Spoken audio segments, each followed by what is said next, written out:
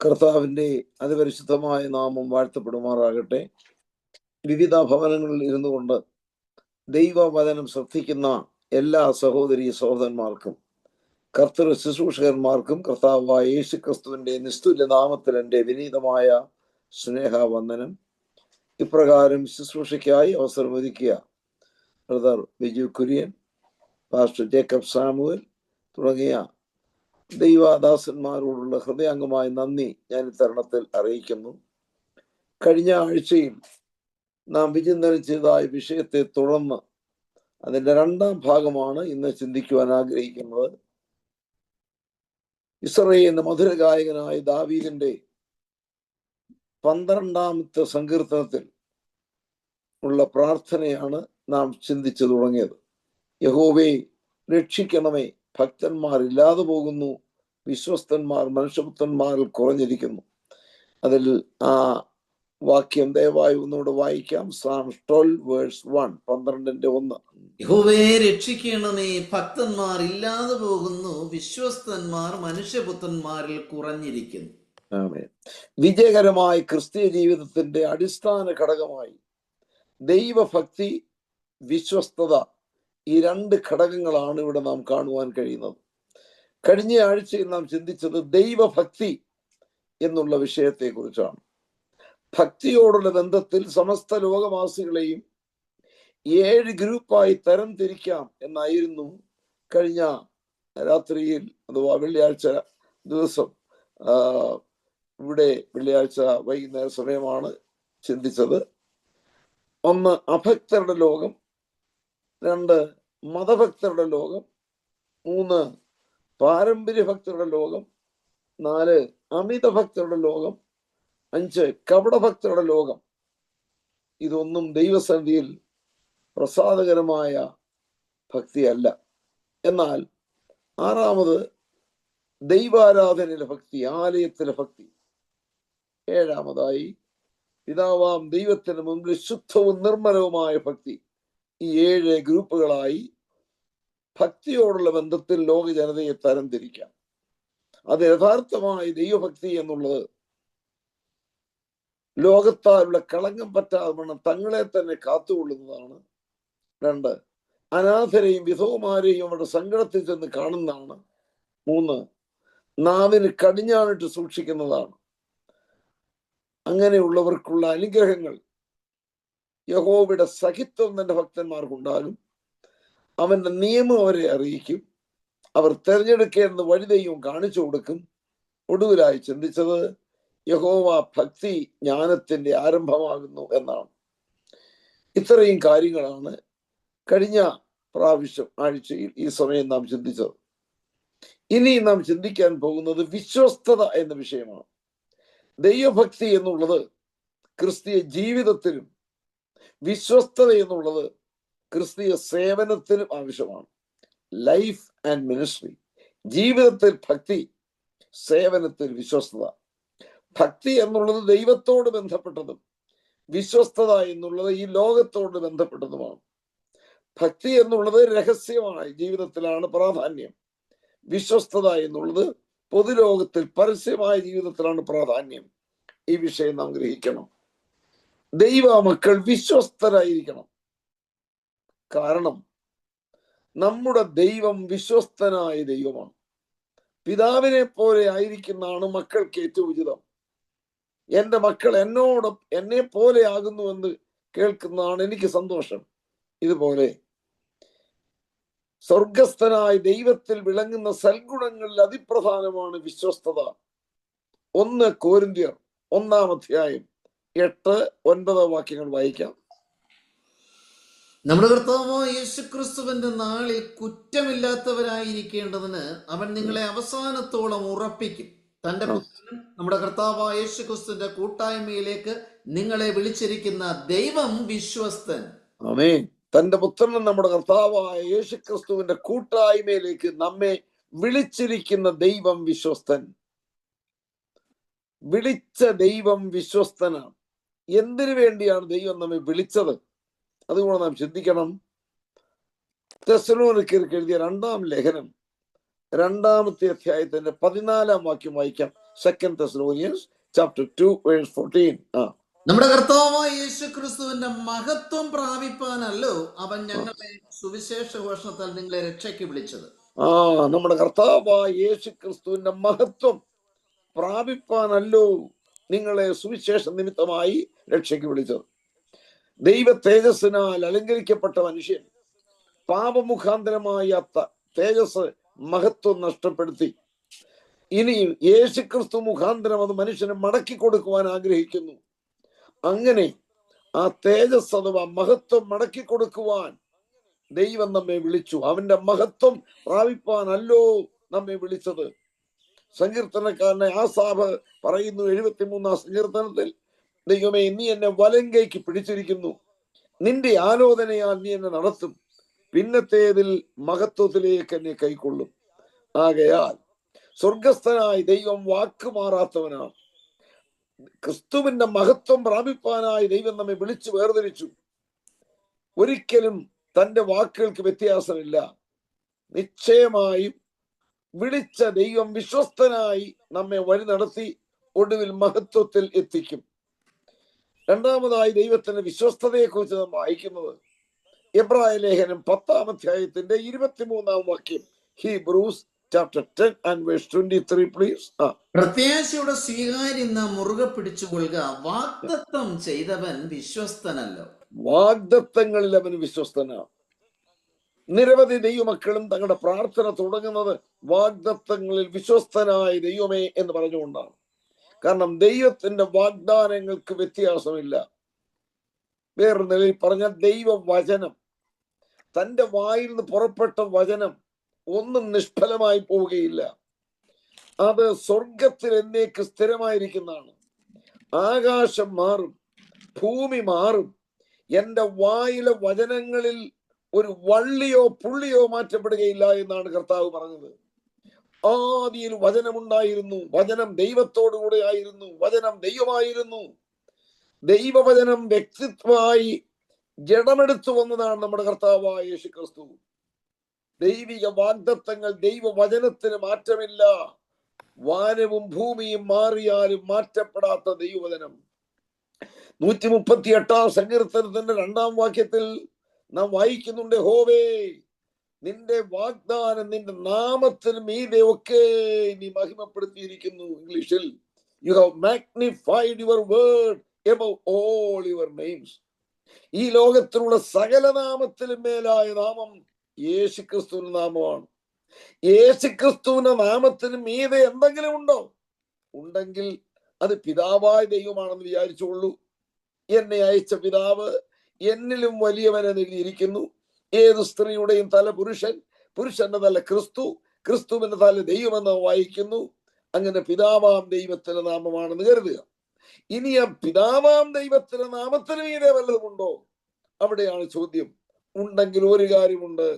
അതാണ് 138-ാം സങ്കീർത്തനത്തിന്റെ 2-ാം വാക്യം.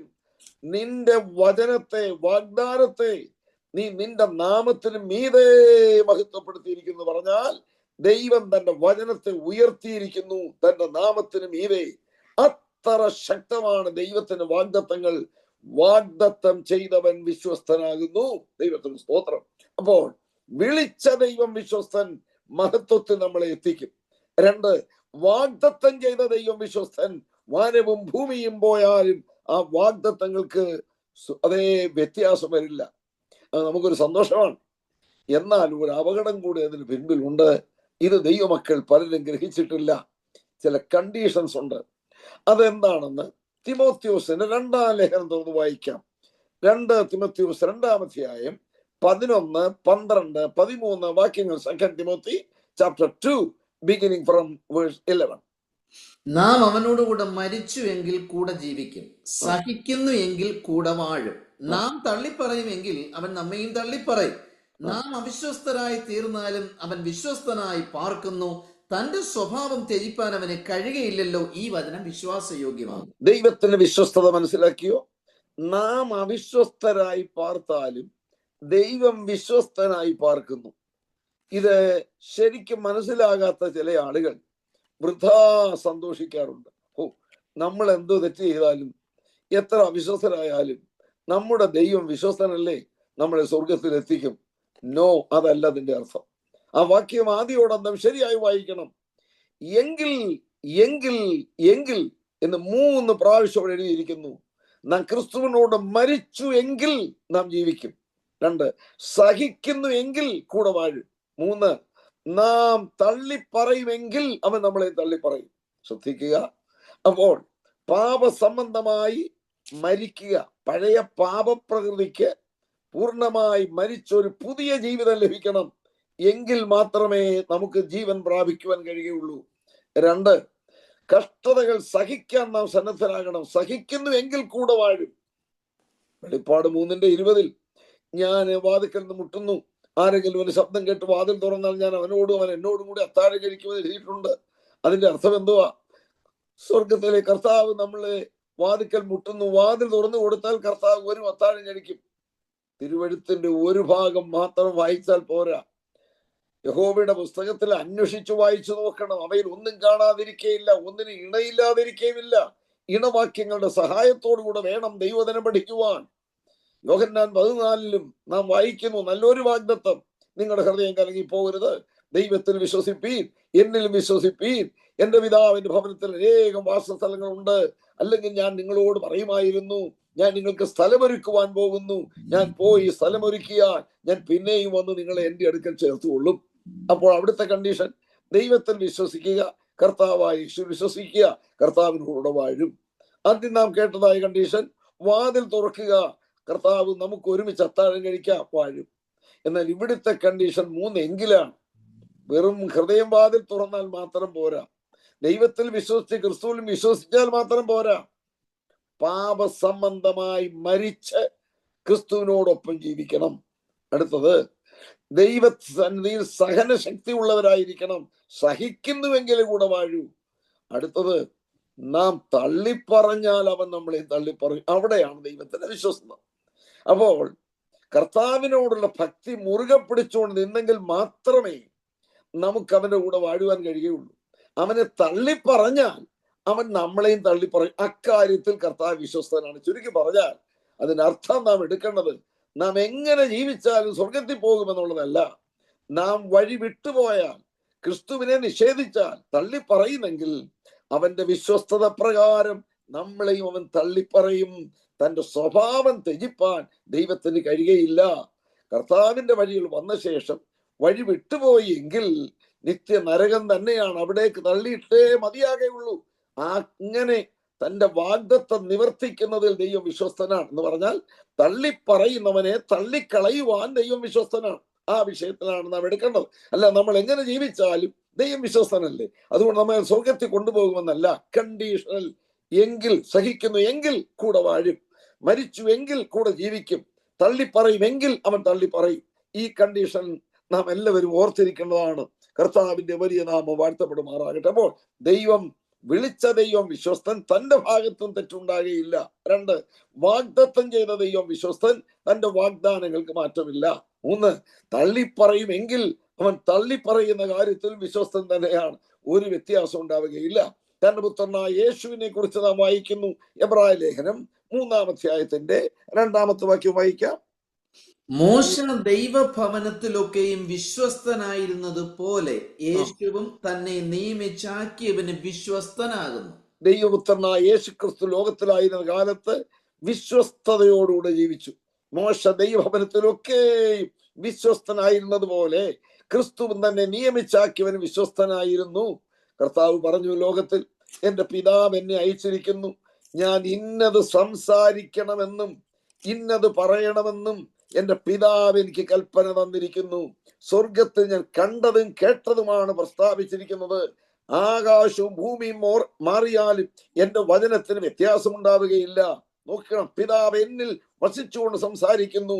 യോഹന്നാൻ 8:29 എന്നെ അയച്ച പിതാവ് എല്ലായ്പ്പോഴും എന്നോടുകൂടെ ഉണ്ട്, ഞാൻ എപ്പോഴും അവന് പ്രസാദമുള്ളത് ചെയ്യുന്നത് കൊണ്ട് അവൻ എന്നെ ഏകനായി വിട്ടിട്ടില്ല. നിങ്ങൾ ആരെന്റെ പാപത്തെ കുറിച്ച് ബോധം വരുത്തും. അത്ര ആധികാരികമായി സുവ്യക്തമായി നമ്മുടെ കർത്താവ് പ്രസ്താവിച്ചു. പിതാവിനോടുള്ള സഹിത്വത്തിൽ ജീവിച്ചു, ദൈവഭവനത്തിലൊക്കെയും വിശ്വസ്തനായിരുന്നു. ഒരു പാപം അറിയാത്തവൻ പാപം ചെയ്യാത്തവൻ, പാപം ഇല്ലാത്തവൻ. 2 കൊരിന്ത്യർ 5:21 പൗലോസ് പറയുന്നു അവൻ പാപം അറിഞ്ഞിട്ടില്ല. 1 പത്രോസ് 2:22 പത്രോസ് പറയുന്നു അവൻ പാപം ചെയ്തിട്ടില്ല. 1 യോഹന്നാൻ 3:6 യോഹന്നാൻ പറയുന്നു അവനിൽ പാപമില്ല. മനുഷ്യാവതാരത്തിന് മുമ്പ് പാപം അറിയാത്ത ക്രിസ്തു, മനുഷ്യാവതാര കാലത്ത് പാപം ചെയ്യാത്ത ക്രിസ്തു, മനുഷ്യാവതാരത്തിന് ശേഷം പാപമില്ലാത്ത ക്രിസ്തു, നിത്യത മുതൽ നിത്യത വരെ നിർമ്മലനും നിഷ്കളങ്കനുമായ ക്രിസ്തു ദൈവഭവനത്തിലൊക്കെയും വിശ്വസ്തനായിരുന്നു. അപ്പോൾ സ്വർഗസ്ഥനായി ദൈവം വിളിച്ചവൻ വിശ്വസ്തൻ, വാഗ്ദത്തം ചെയ്തവൻ വിശ്വസ്തൻ. തന്റെ പുത്രനായ യേശുവിനെ കുറിച്ച് എഴുതിയിരിക്കുന്നു ദൈവഭവനത്തിലൊക്കെയും വിശ്വസ്തൻ. യോഹന്നാൻ കാണുന്ന ദർശനം എന്തായിരുന്നു ക്രിസ്തുവിനെ കുറിച്ച്? വെളിപ്പാട് പുസ്തകം 19:11, Revelation 19:11 പ്ലീസ്. അനന്തരം സ്വർഗം തുറന്നിരിക്കുന്നത് ഞാൻ കണ്ടു. ഒരു വെള്ളക്കുതിര പ്രത്യക്ഷമായി, അതിന്മേൽ ഇരിക്കുന്നവന് വിശ്വസ്തനും സത്യവാനും എന്ന പേർ. അവൻ കർത്താവിന്റെ പേരാണ്. വെള്ളക്കുതിരപ്പുറത്തവൻ എഴുന്നള്ളുമ്പോൾ യോഹന്നാൻ കണ്ട വെളിപ്പാടിൽ വിശ്വസ്തനും സത്യവാനും എന്ന പേർ. തന്റെ സ്വഭാവം ത്യജിക്കയില്ല, നിത്യത വരെയും നമ്മുടെ കർത്താവ് വിശ്വസ്തൻ തന്നെ. പിതാവാം ദൈവം എന്നും എന്നേക്കും വിശ്വസ്തനായിരിക്കുന്നത് പോലെ തന്നെ പുത്രനായ ക്രിസ്തു വിശ്വസ്തൻ തന്നെ. ഇനിയും നമുക്ക് ഒരു എതിരേൽപ്പും ചുംബനവും കാണാം. വിശ്വസ്തതയോട് ബന്ധപ്പെട്ടിരിക്കുന്ന സ്വഭാവമാണ്. Psalms 85:10, 85-ാം സങ്കീർത്തനം 85-ന്റെ 10-ാമത്തെ വാക്യം വായിക്കൂ. ദയയും വിശ്വസ്തതയും തമ്മിൽ എതിരേറ്റിരിക്കുന്നു, നീതിയും സമാധാനവും തമ്മിൽ ചുംബിച്ചിരിക്കുന്നു. 2 കാര്യങ്ങൾ. ദയ വിശ്വസ്തത തമ്മിൽ എതിരേറ്റിരിക്കുന്നു. പിന്നെ 2 കാര്യങ്ങൾ, നീതി സമാധാനം തമ്മിൽ ചുംബിച്ചിരിക്കുന്നു. ഇതെങ്ങനെ സാധിക്കും? വിശുദ്ധ വേദപുസ്തകത്തിൽ ധാരാളം എതിരേൽപ്പുകൾ കാണാം, ചുംബനങ്ങൾ കാണാം. നോക്കൂ, അബ്രഹാമിന്റെ വീട്ടിലേക്ക് വന്നതായ അതിഥികളെ അബ്രഹാം ഓടിച്ചെന്ന് എതിരേറ്റ് ചെന്ന് കവിണ്ണ് വീണ് സ്വീകരിച്ചതായി എതിരേറ്റ് ചെന്നതായി നമ്മൾ കാണുന്നു. ഉൽപ്പത്തി 18. ഉൽപ്പത്തി 24 ഇസഹാക്ക് റിബേക്കയെ എതിരേൽപ്പാനായിട്ട് വെളിമ്പ്രദേശത്ത് വരുന്നു. റിബേക്ക എലയാസാറിനോട് ചോദിക്കുന്നു, നമ്മെ എതിരേറ്റ് വരുന്ന ആ പുരുഷൻ ആര്? അടുത്ത ഉൽപ്പത്തി 30-ാം അധ്യായത്തിൽ ലേയ യാക്കോബിനെ എതിരേറ്റ് ചെല്ലുന്നു, വയലിൽ നിന്ന് വരുന്നവനെ. അപ്പോൾ അബ്രഹാമിന്റെ എതിരേൽപ്പ്, ഇസഹാക്കിന്റെ എതിരേൽപ്പ്, ലേയ യാക്കോബിനെ എതിരേറ്റ് ചെല്ലുന്നു. യെശയ്യാ പ്രവചനം 14-ാം അധ്യായം വായിക്കുമ്പോൾ ബാബേൽ രാജാവിനെ എതിരേൽക്കുവാനായി പാതാളം മുഴുവൻ ഒരുങ്ങിയിരിക്കുന്നതായി കാണുന്നു. ആമോസ് 4:12 നിന്റെ ദൈവത്തെ എതിരേൽപ്പാൻ നീ ഒരുങ്ങിക്കൊള്ളുക. ഇവിടെ എല്ലാം എതിരേൽപ്പുകൾ ഉണ്ടെന്നോ. വ്യക്തികൾ തമ്മിലാണ് എതിരേൽക്കുന്നു. ഒരാൾ മറ്റൊരാളെ എതിരേൽക്കുന്നു, സമൂഹം ഒരു വ്യക്തിയെ എതിരേൽക്കുന്നു, ഒരു വ്യക്തി സമൂഹത്തെ എതിരേൽക്കുന്നു. ഇവിടെ സമൂഹമല്ല, ദയ വിശ്വസ്തത 2 സ്വഭാവമാണ് എതിരേൽക്കുന്നത്. അടുത്തത് നീതിയും സമാധാനവും തമ്മിൽ ചുംബിച്ചിരിക്കുന്നു. ഇതും അങ്ങനെ എത്രയോ ചുംബനങ്ങൾ തിരുവഴുത്തിലുണ്ട്. യെശയ്യാ 50:1 വായിച്ചാൽ യാക്കോബിന്റെ മുഖത്തേക്ക്, അവന്റെ ബോഡിയുടെ മുഖത്തേക്ക് തന്നെ യോസേപ്പ് വീണ് അവനെ ചുംബിച്ചതായി നമ്മൾ കാണുന്നുണ്ട്. ദൈവത്തിന് സ്തോത്രം ഉണ്ടാകട്ടെ. അതേ, രൂത്തിന്റെ പുസ്തകം വായിച്ചാൽ നിങ്ങൾക്ക് കാണാം, രൂത്ത് തന്റെ മരുമക്കളെ 2 പേരെയും ചുംബിച്ചതായി നമുക്ക് കാണുവാൻ കഴിയുന്നു. ദൈവത്തിന് സ്തോത്രം. പിന്നെ ഓർപ്പ അമ്മാവിയമ്മയെ ചുംബിച്ച് പിരിയുന്നതായി നമ്മൾ കാണുന്നു. 2-ാം സങ്കീർത്തനത്തിൽ പെണ്ണുങ്ങൾ വഴിയിൽ വെച്ച് നശിച്ചു പോകാതിരിക്കേണ്ടതിന് പുത്രനെ ചുംബിപ്പീനെന്ന് എഴുതിയിരിക്കുന്നു. ലൂക്കോസ് 7-ാം അധ്യായത്തിൽ യേശുവിന്റെ പാദപീഠത്തിലേക്ക് വന്ന ഒരു സ്ത്രീ പിറകിൽ കരഞ്ഞുകൊണ്ട് നിന്ന് അവന്റെ പാദത്തെ ചുംബിച്ചിട്ട് കണ്ണുനീര് കൊണ്ട് പാദം തുറച്ചതായി കാണുന്നു. മത്തായി 26 യൂദ കപടമായി യേശുവിന്റെ അടുക്കൽ വന്ന് കപട ചുംബനം ചെയ്തു. യൂദയെ ചുംബനം കൊണ്ടോ മനുഷ്യപുത്രനെ കാണിച്ചു കൊടുക്കുന്ന ചോദിക്കുന്നു. 3 വർഷക്കാലം സേവനമനുഷ്ഠിച്ച എഫെസോസിൽ സേവനമനുഷ്ഠിച്ച ശേഷം പൗലോസ് പിരിയുമ്പോൾ അവൻ എല്ലാ ദൈവമക്കളും അവനെ ചുംബിച്ചു വളരെ കരഞ്ഞതായി നമ്മൾ കാണുന്നു. ഉത്തമഗീത പുസ്തകം 1-ാം അധ്യായം തുടങ്ങും 1-ാം വാക്യത്തിൽ തന്നെ അവൻ തന്റെ അധരങ്ങളാൽ എന്നെ ചുംബിക്കട്ടെ. അപ്പൊ ശൂലേമി മണവാളന്റെ ചുംബനത്തെ കുറിച്ച് എഴുതിയിരിക്കുന്നു.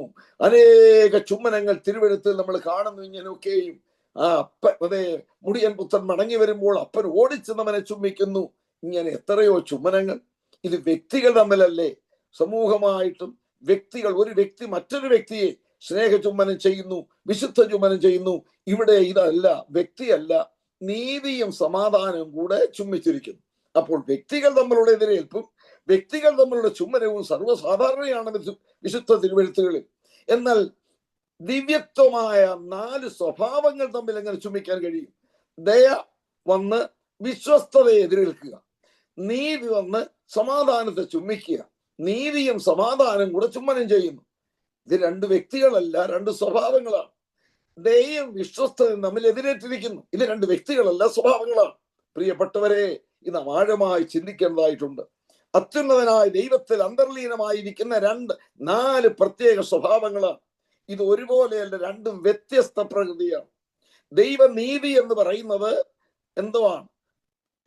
സ്ട്രിക്റ്റ് ടു ദ റൂൾ, നിയമത്തിന് സ്ട്രിക്റ്റായി നിയമം പാലിക്കുക. അങ്ങനെ പാലിച്ചാൽ ഒരൊറ്റ മനുഷ്യന് സ്വർഗത്തിൽ കാണുകയില്ല. പാപം ചെയ്യുന്ന ദേഹം മരിക്കണം, അകൃത്യം ചെയ്യുന്ന മനുഷ്യന് പാതാള ലോകത്തിൽ പോകണം. എന്നാൽ സ്നേഹം പറയുന്നു, അയ്യോ അങ്ങനെ വിടല്ലേ എന്ന്. അതുപോലെ ദൈവിക വിശ്വസ്തതയെ കുറിച്ച് വായിക്കുന്നു, തള്ളി പറഞ്ഞാൽ അവനെ തള്ളി പറയണം. Very strict to the rule, നിയമാവലിയോട്, ചട്ടങ്ങളോടും നിയമത്തോടും കൂറു പുലർത്തി നിയമപ്രകാരം കാര്യങ്ങൾ ചെയ്യുന്നതാണ് വിശ്വസ്തത.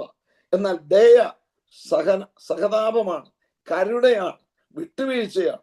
ഈ 2 വ്യത്യസ്ത സ്വഭാവങ്ങൾ ഒരുമിക്കുകയാണ്. ദയയും വിശ്വസ്തതയും കൂടെ എതിരേറ്റു വരുന്നു. അതുപോലെ നീതിയും സമാധാനവും തമ്മിൽ ചുംബിക്കുന്നു. ഇത് എവിടെ സാധിക്കുന്നു? ഇതാണ് ക്രൂശിന്റെ പ്രത്യേകത. ദയയും വിശ്വസ്തതയും എതിരേൽക്കുന്ന കാര്യം നിങ്ങൾക്ക് തിരുവഴുത്തിൽ കാണണമെങ്കിൽ എബ്രായ ലേഖനം വായിച്ചു പഠിക്കണം. 2:17 ഞാൻ തന്നെ വായിക്കാം. ദൈവത്തിന്റെ പ്രായശ്ചിത്തം, എബ്രായ ലേഖനം 2-ാം അധ്യായത്തിന്റെ 17-ാം വാക്യം, നമ്മുടെ പാപങ്ങൾക്ക് പ്രായശ്ചിത്തം വരുത്തുവാൻ അവൻ കരുണയുള്ളവനും ദൈവകാര്യത്തിൽ വിശ്വസ്ത മഹാപുരോഹിതനുമാകയാൽ. അപ്പോൾ ദൈവകാര്യത്തിൽ വിശ്വസ്തൻ, ജനത്തോട് കരുണ, ദയയും വിശ്വസ്തതയും കൂടെ എതിരേറ്റു വന്ന വ്യക്തിത്വമാണ് നമ്മുടെ കർത്താവായ യേശുക്രിസ്തു. നീതിയും സമാധാനവും ചുംബിച്ചതും കാൽവരി ക്രൂശിലാണ്. ദൈവത്തിന് സ്തോത്രം. ഇതാ ദൈവത്തിന്റെ കോടതി മുൻപാകെ മനുഷ്യൻ നിൽക്കുകയാണ്. ദൈവത്തിന് നീതി പറയുന്നു, അവൻ നരകത്തിലേക്ക് തന്നെ പോകണം. ദൈവിക വിശ്വസ്തത പറയുന്നു, പാപം ചെയ്യുന്ന ദേഹി മരിക്കണം. എന്നാൽ ദൈവ സ്നേഹം പറയുന്നു, അല്ല മടക്കിയെടുക്കണം. ദൈവത്തിന് സ്തോത്രമുണ്ടാകട്ടെ. നീതി ഒരു ഭാഗത്ത്, വിശ്വസ്തത അഥവാ സ്നേഹം മറ്റൊരു ഭാഗത്ത്, വിശ്വസ്തത ഒരു ഭാഗത്ത്, ദയ മറ്റൊരു ഭാഗത്ത് ഞാൻ നിൽക്കുക. 2 വക്കീലന്മാർ തമ്മിൽ വാദിക്കുകയാണെന്ന് വിചാരിച്ചുള്ളൂ. ഇത് 2ഉം കൂടെ വാദിക്കുകയാണ്. നീതിയുടെ വക്കീൽ ഒരു ഭാഗത്ത്, മനുഷ്യനെതിരായിട്ടും. അതേ സ്നേഹത്തിന്റെ അഥവാ സമാധാനത്തിന്റെ വക്കീൽ മറുഭാഗത്ത് മനുഷ്യന് വേണ്ടിയും വാദിക്കുകയാണ്. അഥവാ ദൈവിക വിശ്വസ്തയുടെ വക്കീൽ ഒരു ഭാഗത്ത്, ദൈവത്തിന്റെ ദയയുടെ വക്കീൽ മറുഭാഗത്ത് നിൽക്കുകയാണ്. ഇതിൽ ഒരാൾ പറയുകയാണ്, 7-ാം സങ്കീർത്തനം 11-ാമത്തെ വകുപ്പ്, ദൈവം നീതിയുള്ള ന്യായാധിപതിയാകുന്നു, ദൈവം ദിവസം പ്രതി കോപിക്കുന്നു, മനം തിരിയുന്നില്ലെങ്കിൽ അവൻ തന്റെ വാളിന് മൂർച്ച കൂട്ടും. അടുത്തത് 9-ാം സങ്കീർത്തനം 17-ാം വകുപ്പ്, ദുഷ്ടന്മാരും ദൈവത്തെ മറക്കുന്ന സകല ജാതികളും പാതാളത്തിലേക്ക് തിരിയും. 50-ാം സങ്കീർത്തനം 22-ാമത്തെ വകുപ്പ്, ദൈവത്തെ മറക്കുന്നവരെ ഇത് ഓർത്തുകൊള്ളുവീൻ, അല്ലെങ്കിൽ ഞാൻ നിങ്ങളെ കീറിക്കളയും, വിടുവിപ്പാൻ ആരും ഉണ്ടായിരിക്കയില്ല. ഇതാണ് നീതി പറയുന്നത്. അപ്പോൾ സമാധാനം മറുവശത്ത് പറയുകയാണ്.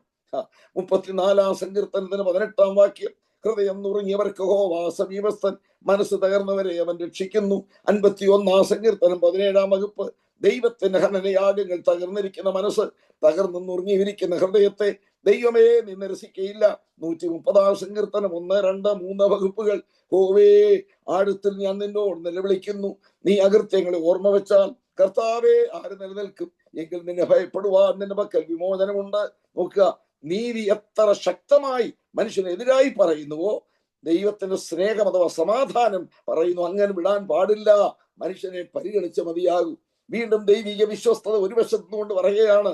ആമേൻ. യെഹെസ്കേൽ 18:4, പാപം ചെയ്യുന്ന ദേഹി മരിക്കും. റോമർ 1:28 മുതൽ 32 വരെ, സൂയക്കാർ, കുരുളക്കാർ, ദുഷ്ടന്മാർ, അമ്മയപ്പന്മാരെ അനുസരിക്കാത്തവർ, ഈ വക പ്രവർത്തിക്കുന്നവർ മരണയോഗ്യർ. എബ്രായർ 12:29, നമ്മുടെ ദൈവം ദഹിപ്പിക്കുന്ന അഗ്നിയല്ലോ. അപ്പോൾ മറുവത്ത് ദൈവ സ്നേഹം പറയുന്നത് എന്തുവാ? ദയ പറയുന്നത്. സ്തോത്രം, ഹല്ലേലൂയ. അതേ 1 യോഹന്നാൻ 4-ാം അധ്യായത്തിന് 8-ാം വാക്യം, നമ്മുടെ ദൈവം സ്നേഹമാകുന്നു. യെശയ്യാ പ്രവചനം 49:15, ഒരു സ്ത്രീ തന്റെ കുഞ്ഞിനെ മറക്കുമോ? പ്രസവിച്ച മകനോട് കരുണ തോന്നാതിരിക്കുമോ? അവർ മറന്നാലും ഞാൻ മറക്കയില്ല. യിരെമ്യാ 31:20 എഫ്രയീം എന്റെ വാത്സല്യ പുത്രനല്ലേ, എന്റെ ഓമന കുട്ടിയല്ലേ, ഞാൻ അവന് വിരോധമായി സംസാരിക്കുമ്പോഴൊക്കെയും എന്റെ ഹൃദയം അവനെ ചൊല്ലി ഉരുകുന്നു. പ്രിയ സ്നേഹിതരെ, ഒരു വശത്ത് ദൈവനീതി അഥവാ ദൈവിക വിശ്വസ്തത ശക്തമായി പാപിക്കുള്ള ശിക്ഷയെ വിളംബരം ചെയ്യുമ്പോൾ, മറുഭാഗത്ത് ദൈവസ്നേഹം, ദൈവിക സമാധാനം പറയുന്നു, ഇല്ല ഇല്ല, അവനെ രക്ഷിക്കണം. ഇത് നിത്യത വരെ ഈ രണ്ട് വക്കീലന്മാർ വാദിച്ചാലും, മനുഷ്യൻ അനുകൂലമായി പ്രതികൂലമായി വാദിച്ചാലും തോൽക്കയില്ല. രണ്ടുപേര് എക്സ്പേർട്ട് ലോയേഴ്സ്, അഡ്വക്കേറ്റ്സ് ആണ്. അതേ പരിചയസമ്പന്നരായ ആ വക്കീലന്മാരാണ്. അവർ തോൽക്കയില്ല. ആകയാൽ ഇതിനെന്താ പരിഹാരം? ദൈവനീതിക്ക് കോട്ടം തട്ടരുത്, ദൈവസ്നേഹത്തിനും കോട്ടം വരരുത്, ദൈവിക വിശ്വസ്തതയ്ക്ക് ലംഘനമുണ്ടാകരുത്, ദൈവത്തിന്റെ ദയയ്ക്ക് ലംഘനമുണ്ടാകരുത്. ആയതുകൊണ്ട് നീതിയെയും സമാധാനത്തെയും ഒരുപോലെ തൃപ്തിപ്പെടുത്തുവാൻ, ദൈവിക വിശ്വസ്തതയെയും ദയയെയും ഒരുപോലെ തൃപ്തിപ്പെടുത്തുവാൻ അനാദ്യനായ ദൈവം തമ്പുരാൻ തന്റെ അഗാധമായ ജ്ഞാനത്തിൽ കണ്ടുപിടിച്ച ഏക പരിഹാര മാർഗമാണ് ഗോൽഗോഥാ മലമുകളിൽ ഉയർത്തപ്പെട്ട ക്രൂശ്. ഹല്ലേലൂയ. ഇതാണ് യെശയ്യാപ്രവചനം 53 നമ്മൾ വായിക്കുന്നത്. നമ്മുടെ സമാധാനത്തിനായുള്ള ശിക്ഷ അവന്റെ മേലായി. 1 കോരിന്ത്യർ 1:30 നമ്മുടെ കർത്താവായ യേശു ക്രിസ്തു നമുക്ക് നീതിയായി തീർന്നു. എഫെസ്യർ 2:14 അവൻ നമ്മുടെ സമാധാനം. നോക്കണം, നീതിയും സമാധാനവും കൂടെ ചുംബിക്കുന്നു, അത് ക്രിസ്തുവിൽ. എബ്രായർ 2:17 മുമ്പേ ഞാനിവിടെ വായിച്ചു കേൾപ്പിച്ചു.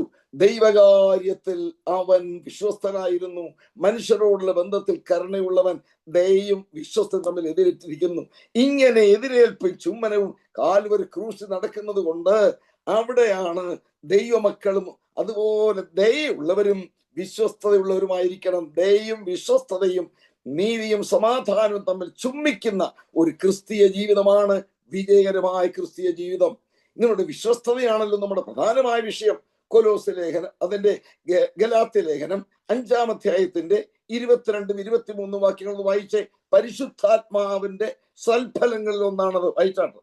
ആത്മാവിന്റെ ഫലമോ സ്നേഹം, സന്തോഷം, സമാധാനം, ദീർഘക്ഷമ, ദയ, പരോപകാരം, വിശ്വസ്തത, സൗമ്യത, ഇന്ദ്രിയജയം.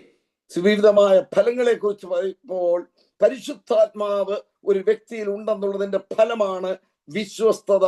ദയയും വിശ്വസ്തതയും വ്യക്തിയിലുണ്ട്. ദൈവത്തിന് സ്തോത്രം. ഇനി ദൈവസഭയുടെ വിഷയം കൊലോസ്യ ലേഖനം 1:1 വാക്യം ഒന്ന് വായിച്ചു നോക്കൂ. ദൈവസഭയിലെ വിശുദ്ധന്മാരെ എങ്ങനെയാ സംബോധന ചെയ്തിരിക്കുന്നത്? കൊലോസ്യർ 1:1. ദൈവ ഇഷ്ടത്താൽ ക്രിസ്തുയേശുവിന്റെ അപ്പോസ്തലനായ പൗലോസും സഹോദരനായ തിമത്തിയോസും കൊലോസ്യയിലുള്ള വിശുദ്ധന്മാരും ക്രിസ്തുവിൽ വിശ്വസ്ത സഹോദരന്മാരുമാർക്ക് എഴുതുന്നത്. ക്രിസ്തുയേശുവിൽ വിശ്വസ്ത സഹോദരന്മാർ. എന്നെ കേൾക്കുന്ന പ്രിയപ്പെട്ടവരെ, നിങ്ങൾ ദൈവസഭയിൽ വിശ്വസ്തരാണ്. ഇന്ന് അനേക ഗ്രൂപ്പുകളെ നമുക്ക് കാണാം. പാസഞ്ചർ ടൈപ്പ് ബിലീവേഴ്സ് എന്ന പോലെ KSRTC ബസ്സിലൊക്കെ യാത്ര ചെയ്യുന്ന പോലെ ബസ്സിൽ കയറുക, അവിടെ അടുത്ത സ്റ്റേഷൻ, അവരുടെ സ്റ്റേഷൻ വരുമ്പോൾ ഇരിക്കുക, ഇറങ്ങി പോകുക, ടിക്കറ്റ് എടുത്തിട്ട് പോകുക എന്ന് മാത്രമേ അവർക്ക് വിചാരമുള്ളൂ. എന്നാൽ ഈ ബസ് എങ്ങനെ ഓടുന്നെന്നോ എവിടുന്ന സ്റ്റാർട്ട് ചെയ്തതെന്നോ ആരാണ് നിർമ്മിച്ചതെന്നോ ഒന്നും ചിന്തിക്കേണ്ട കാര്യമില്ല. ഇതുപോലെ സഭയ്ക്കകത്ത് വരുന്നു, ഒരു സ്തോത്രാഴ്ച ഇട്ടിച്ച് പോകുന്ന ആളുകളുണ്ട്, പാസഞ്ചേഴ്സ് ആണ്. വേറെ ചിലത് ഹോസ്പിറ്റൽ ടൈപ്പ് ബിലീവേഴ്സ്. രോഗം വരുമ്പോൾ ആശുപത്രി പോകും, ചികിത്സ കഴിയുമ്പോൾ അവര് മടങ്ങിപ്പോകും. ഇതുപോലെ തങ്ങളുടെ ജീവിതത്തിൽ എന്തെങ്കിലും പ്രശ്നമുണ്ടെങ്കിൽ മാത്രം സഭയിൽ വരുന്ന ഒരു കൂട്ടം ആളുകളുണ്ട്. അതല്ല ദൈവസഭ. മനസ്സിലാക്കണം, ഇതൊരു വെറും യാത്രക്കാരുടെ വണ്ടിയല്ല, ഇത് വെറും ഒരു ചികിത്സാലയമല്ല. മറ്റു ചിലർ ലിഫ്റ്റ് മീ അപ്പ് ടൈപ്പ് എന്ന് പറഞ്ഞാൽ എന്നെ പൊക്കൂ, എലിവേറ്റർ പോലെ എന്തെങ്കിലും ഒരു സ്ഥാനം കൊടുത്തെങ്കിൽ സഭയിൽ വരൂ, അതാണ് വേറൊരു കൂട്ടര്. ഇങ്ങനെ അനേക ഗ്രൂപ്പുകളെ നമുക്ക് കാണുവാൻ കഴിയും. എന്നാൽ ആ ചിന്തയൊക്കെ വിട്ട ശേഷം my church, my people, my pastor, എന്റെ സഹോദരി സഹോദരന്മാർ, എന്റെ സഭ ഉൾപ്പെട്ട് നിൽക്കുന്ന ലോക്കൽ സഭയോടെങ്കിലും നിനക്ക് വിശ്വസ്തതയുണ്ടോ?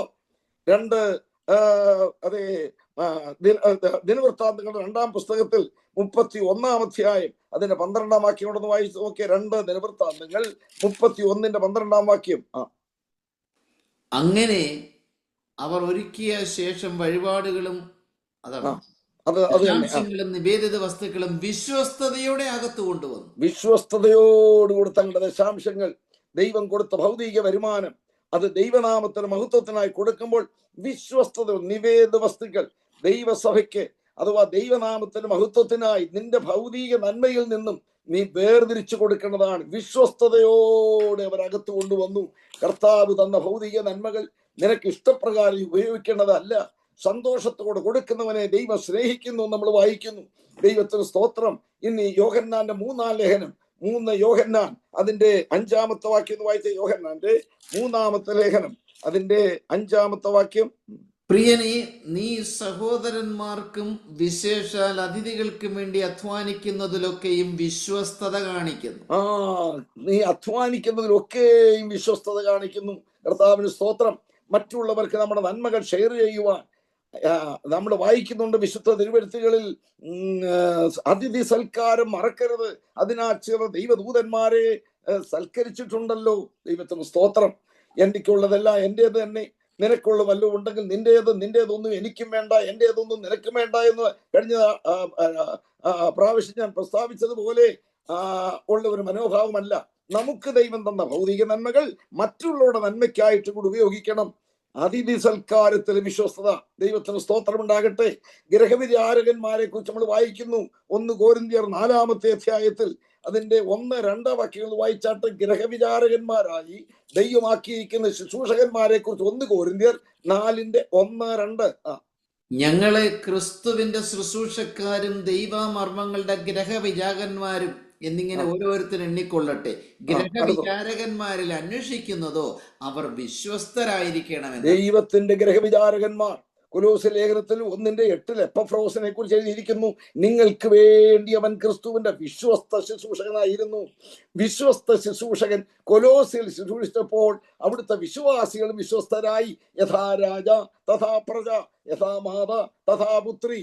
തങ്ങളുടെ ലീഡർ, നേതാവ് വളരെ വിശ്വസ്തനായിരിക്കാൻ അവൻ പോറ്റി പുലർത്തിയ സഭയും വിശ്വസ്തരായി തീർന്നു. പ്രിയപ്പെട്ടവരെ, സഭയുടെ അംഗത്വത്തിൽ വിശ്വസ്തത, അതിഥി സൽക്കാരത്തിൽ വിശ്വസ്തത, ദശാംശം കൊടുക്കുന്നതിൽ വിശ്വസ്തത. മലാക്കി പ്രവചനം 2:14 എന്ന് വായിച്ച് കുടുംബജീവിതത്തിൽ മലാക്കി പ്രവാചകന്റെ പുസ്തകം 2-ാമത്തെ അധ്യായം 14-ാമത്തെ വാക്യം. എന്നാൽ നിങ്ങൾ അതെന്തുകൊണ്ട് എന്ന് ചോദിക്കുന്നു. യഹോവ നിനക്കും നീ അവിശ്വസ്തത കാണിച്ചിരിക്കുന്നതിന്റെ യൗവനത്തിലെ ഭാര്യയ്ക്കും മധ്യസാക്ഷിയായിരുന്നത് കൊണ്ട്. നിന്റെ യൗവനത്തിൽ ഭാര്യയോട് നീ എന്തുകൊണ്ട് അവിശ്വസ്തത കാണിച്ചു? സുഖത്തിലും ദുഃഖത്തിലും ദാരിദ്ര്യത്തിലും സമ്പത്തിലും രോഗത്തിലും ആരോഗ്യത്തിലും ജീവിതത്തിൽ ലഭിക്കാവുന്ന എല്ലാ പരിതസ്ഥിതികളിൽ ഞാൻ നിന്നെ സ്നേഹിക്കും, മാനിക്കും, ആദരിക്കുമെന്ന് ഉഭയസമ്മതം ചെയ്ത ശേഷം അത് വഞ്ചിച്ച് അതിനോട് അവിശ്വസ്ത പുലർത്തി പരിത്യജിച്ചതായ സ്വഭാവം, ഭാര്യമാരെ ഉപേക്ഷിക്കുന്ന സ്വഭാവം, കുടുംബജീവിതത്തിൽ യാതൊരു വിശ്വസ്തതയുമില്ലാത്ത ഭർത്താക്കന്മാരുണ്ട്, ഭാര്യമാരുണ്ട്. ഭർത്താവിനോട് ചെയ്ത ഉടമ്പടി, ഭാര്യയോട് ചെയ്ത ഉടമ്പടി മരണപര്യന്തം പാലിക്കുവാൻ നീ കടപ്പെട്ടവനാണ്. ദൈവത്തിന് സ്തോത്രമുണ്ടാകട്ടെ. എവിടെ നിന്റെ ഭർത്താവ് എന്ത് എന്ന് ചോദിച്ചപ്പോൾ ഒരിക്കൽ സ്ത്രീ പറഞ്ഞു, ഒരു വിധവയ്ക്കല്ലേ അറിയാൻ പാടുള്ളൂ തന്റെ ഭർത്താവ് എവിടാണെന്ന്. എന്ന് പറഞ്ഞാൽ കൊണ്ട് കുഴിച്ചിട്ടാൽ അവിടെ വിശ്വസ്തയോടെ കുഴിയിൽ കിടന്നോളും, എങ്ങും എഴുന്നേറ്റ് പോകത്തില്ല. അതുകൊണ്ട് എനിക്ക് അറിഞ്ഞുകൂടാ എന്ന് ആരോ പറഞ്ഞതായി കേട്ടിട്ടുണ്ട്. ഇതുപോലെ ആകരുത് പ്രത്യുത. പരസ്പരം ഉള്ള വിശ്വസ്തത, ഭാര്യ ഭർത്താവിനോടും ഭർത്താവ് ഭാര്യയോടും വിശ്വസ്തത പുലർത്തണം. അത് എന്ന് വരെയാ? ദൈവത്തിന് സ്തോത്രം. വെളിപ്പാട് പുസ്തകം 2-ാമത്തെ അധ്യായം 10-ാമത്തെ വാക്യത്തിൽ നമ്മളിത് വായിക്കുന്നുണ്ട്. വെളിപ്പാട് പുസ്തകം 2-ാം അധ്യായം 10-ാമത്തെ വാക്യം. നീ സഹിപ്പാനുള്ളത് പേടിക്കേണ്ട, നിങ്ങളെ പരീക്ഷിക്കേണ്ടതിന്റെ പിശാച് നിങ്ങൾ ചില തടവിലാക്കുവാൻ പോകുന്നു. 10 ദിവസം നിങ്ങൾക്ക് ഉപദ്രവം ഉണ്ടാകും. മരണപര്യന്തം വിശ്വസ്തനായിരിക്കാം. മരണപര്യന്തം വിശ്വസ്ത പുലർത്തിയെങ്കിൽ മാത്രമേ, എന്നാൽ ജീവകിരീടം പ്രാപിക്കും. നിങ്ങൾ കിരീടം പ്രാപിക്കണമെങ്കിൽ മരണപര്യന്തം. നമ്മൾ ഒരു വാക്യം കൂടെ ഒന്ന് വായിക്കാം വേഗം, സമയം തീർന്നുകൊണ്ട് ഞാനിവിടെ നിർത്തുകയാണ്. യെഹെസ്കേൽ പ്രവാചകന്റെ പുസ്തകം 33-ാമത്തെ അധ്യായം അതിന്റെ 13-ാമത്തെ വാക്യം. യെഹെസ്കേൽ പ്രവാചകന്റെ പുസ്തകം 33-ാം അധ്യായത്തിന്റെ 13-ാമത്തെ വാക്യം ഒന്ന് വായിക്കാം. നീതിമാൻ ജീവിക്കുമെന്ന് ഞാൻ അവനോട് പറയുമ്പോൾ അവൻ തന്റെ നീതിയിൽ ആശ്രയിച്ച് അകൃത്യം പ്രവർത്തിക്കുന്നുവെങ്കിൽ അവന്റെ നീതി പ്രവൃത്തികളൊന്നും അവന് കണക്കിടുകയില്ല. അവൻ ചെയ്ത നീതികേട് നിമിത്തം അവൻ മരിക്കും. നോക്കണം, നീതിമാനായി ദീർഘനാൾ ജീവിച്ചു, നല്ല നീതി പ്രവൃത്തികളൊക്കെ ചെയ്തെങ്കിലും ഒടുവിൽ അവന് ദുഷ്ടനെ പോലെ ജീവിക്കുന്നെങ്കിൽ, ഇതേ കാര്യം തന്നെ 3:20 യെഹെസ്കേൽ പ്രവാചകൻ പറയുന്നുണ്ട്. നീതിമാൻ നീതിയുടെ വഴികൾ വിട്ടാൽ അവൻ പണ്ട് ചെയ്ത നീതി പ്രവൃത്തികൾ ഒന്നും കണക്കിടുകയില്ല. അതുകൊണ്ട് പ്രിയ സഹോദരി സഹോദരന്മാരെ, വളരെ നമ്മൾ അധ്വാനിച്ചാലും മരണപര്യന്തം വിശ്വസ്ത പുലർത്തിയെങ്കിൽ മാത്രമേ ജീവകിരീടം പ്രാപിക്കുകയുള്ളൂ. ആകയാൽ വഴിതെറ്റാതെ പോകണം. നമ്മുടെ കർത്താവ് വേഗം വരാറായി. ഒറ്റ വാക്യം വായിച്ച് അവസാനിപ്പിക്കാം. മത്തായി സുവിശേഷം 25-ാം അധ്യായത്തിന്റെ 21-ാം വാക്യത്തിൽ പ്രസ്താവിച്ചതുപോലെ കർത്താവ് തന്റെ കുഞ്ഞുങ്ങളെ നോക്കി പറയുവാൻ ഇടവരട്ടെ. മാത്യു 25:21 പ്ലീസ്. അതിന്റെ യജമാനൻ നല്ലവനും വിശ്വസ്തനുമായ ദാസനെ, നീ അല്പത്തിൽ വിശ്വസ്തനായിരുന്നു, ഞാൻ നിന്നെ അധികത്തിന് വിചാരകനാക്കും, നിന്റെ യജമാനന്റെ സന്തോഷത്തിലേക്ക് പ്രവേശിക്ക എന്ന് ചരിത്രം നമുക്കറിയാം. 5 താലന്ത് ലഭിച്ചവൻ 5 കൂടെ നേടി, 2 ലഭിച്ചവൻ 2 കൂടെ നേടി. എന്നാൽ 1 ലഭിച്ചവനെ കൊണ്ട് കുഴിച്ചിട്ടു. യജമാനനെ നിന്റെ ഇതാ എടുത്തു കൊള്ളുക എന്ന് പറഞ്ഞു. അപ്പോൾ അവനോട് പറയുന്ന മറുപടി, ദുഷ്ടനും മടിയനുമായ ദാസനെ, നീ എന്തുകൊണ്ട് ഇങ്ങനെ ചെയ്തു? അത് വാണിഭക്കാരൻ നീ എന്തുകൊണ്ട് ഏൽപ്പിച്ചില്ല? അവനെ കൈയും കാലും കെട്ടി ഏറ്റവും പുറത്തുള്ള ഇരുട്ടിൽ തള്ളിക്കളഞ്ഞു. ദുഷ്ടദാസൻ. ദൈവം കൊടുത്ത താലന്തിനെ വിനിയോഗിക്കാതിരുന്നവൻ, അത് മറച്ചു വെച്ചവനെ ദുഷ്ടൻ എന്ന് വിളിച്ചിരിക്കുന്നു. ദുഷ്ടൻ എന്നുള്ള പേര് പിശാചിന് കൊടുത്ത പേരാണ്. ആ സകല ലോകവും ദുഷ്ടന്റെ അധീനതയിൽ കിടക്കുന്നു. അത് നിരീശ്വരന്റെ പേരാണ്, അത് ദുർനടപ്പുകാരന്റെ പേരാണ്. ആ ദുഷ്ടനെ നിങ്ങളുടെ ഇടയിൽ നീക്കിക്കളവി. ഈ പേര് തന്നെയാണ് അവിശ്വസ്തനായ ദാസൻ കൊടുത്തത്. എന്നാൽ താലന്ത് വിനിമയം ചെയ്ത ലാഭമുണ്ടാക്കിയവനെ കുറിച്ച് എഴുതിയിരിക്കുന്നു, നല്ലവനും വിശ്വസ്തനുമായ ദാസനെ. പ്രിയ സഹോദരി സഹോദരന്മാരെ, ദൈവം നിങ്ങളെ ഏൽപ്പിച്ച താലന്തുകളിൽ നിങ്ങൾ വിശ്വസ്തതയുള്ളവരാണോ? ദൈവത്തിന് സ്തോത്രം. നമ്മുടെ ദൈവം വിശ്വസ്തനായ ദൈവമാണ്. വാഗ്ദത്തങ്ങളിൽ വിശ്വസ്തൻ. താൻ നമ്മളെ വിളിച്ച വിളിയിൽ അവൻ അന്ത്യത്തോളം നിലനിർത്തുവാൻ വിശ്വസ്തൻ. നമ്മുടെ കർത്താവായ യേശു ദൈവകാര്യത്തിലൊക്കെ വിശ്വസ്തനായിരുന്നു. എങ്കിലും ദയയും വിശ്വസ്തതയും തമ്മിൽ എതിരേറ്റതും നീതിയും സമാധാനവും തമ്മിൽ ചുമ്മിച്ചതും കാൽവരി ക്രൂശിലാണ്. ആ ദൈവമക്കൾ എന്ത് ചെയ്യണം? ക്രൂശിന്റെ അടുക്കലേക്ക് വന്ന് രക്ഷാനിർണയം പ്രാപിച്ച ദൈവമക്കൾ പൊതുലോകത്തിൽ വിശ്വസ്തരായിരിക്കണം. അത് ആത്മാവിന് സൽഫലമാണ്. കുടുംബ ജീവിതത്തിൽ വിശ്വസ്തനായിരിക്കണം. താലന്ത് വിനിമയത്തിൽ വിശ്വസ്തനായിരിക്കണം. അതിഥി സൽക്കാരത്തിൽ വിശ്വസ്തനായിരിക്കണം. ദശാംശം കൊടുക്കുന്നതിൽ വിശ്വസ്തനായിരിക്കണം. എല്ലാ മേഖലകളിലും താലന്ത് വിനിമയത്തിൽ അവർ വിശ്വസ്തരായിരിക്കണം.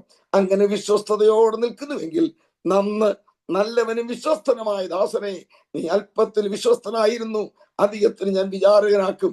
ഈ നല്ല കമന്റ്സ് നമ്മുടെ കർത്താവ് ഇന്ന് കേൾപ്പാൻ ഇടവരുത്തട്ടെ. ദൈവത്തിന് സ്തോത്രം. അതുകൊണ്ട് ദാവീദിനെ പോലെ നമുക്കും പ്രാർത്ഥിക്കാം. യഹോവേ രക്ഷിക്കണമേ, ഭക്തന്മാരില്ലാതെ പോകുന്നു, വിശ്വസ്തന്മാർ മനുഷ്യപുത്രന്മാരിൽ കുറഞ്ഞിരിക്കുന്നു. നമുക്കതിനായി സമർപ്പിക്കാം. ജീവിതത്തിൽ ഭക്തി ഉണ്ടാകട്ടെ, സേവനത്തിൽ വിശ്വസ്തത ഉണ്ടായിരിക്കട്ടെ. ഈ വചനങ്ങളാൽ ദൈവം നമ്മെ അനുഗ്രഹിക്കട്ടെ.